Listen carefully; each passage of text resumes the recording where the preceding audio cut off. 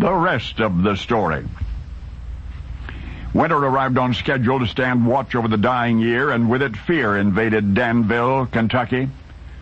It started as a rumor among household servants, the nearest thing to telegraph in 1809, mutterings that a murderer was at large, a devil it was said, and in no time the entire town was engulfed in dread. By Christmas morning of all mornings, it was learned that the villain was holed up in a certain house on a certain street. His name was Ephraim McDowell. He had poor Mrs. Crawford trapped in there and would surely kill her given half a chance. So it happened in cacophonous counterpoint to the pealing of church bells that a mob gathered and marched to the scene. But would they be in time? Across the street from the house now? What to do? Shoot their way in? And Mrs. Crawford might be first to die. Stealthy reconnaissance revealed worse news still. McDowell had accomplices, 2 at least. One was even now restraining Mrs. Crawford, holding her down.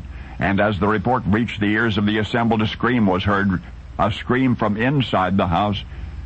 There was but this left to do, declared one of the townsmen in a loud, clear voice.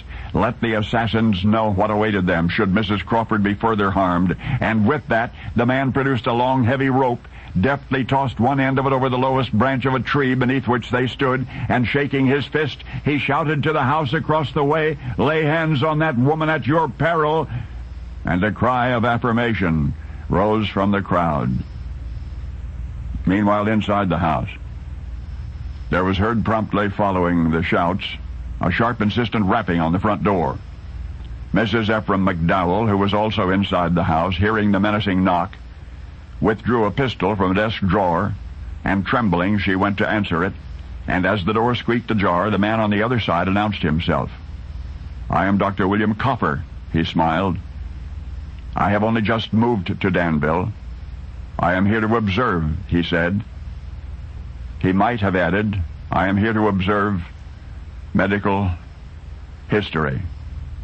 For until then, no surgeon anywhere had dared cut into a patient's abdomen to remove an ovarian tumor. But that day, Christmas Day, 1809, Dr. Ephraim McDowell did. The cystic mass, weighing more than 20 pounds, was as never before successfully excised, and the 47-year-old patient, Mrs. Jane Todd Crawford, whose condition 2 other doctors had pronounced hopeless, fatal, she fully recovered. So the devil doctor of Danville, as he had been called, was not hanged that anxious morning, and the era of abdominal surgery was born.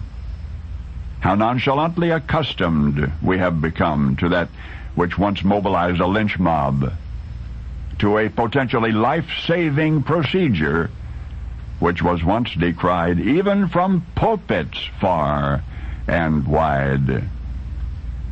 But the enlightened day many dreaded dawned anyway. That is the rest of the story.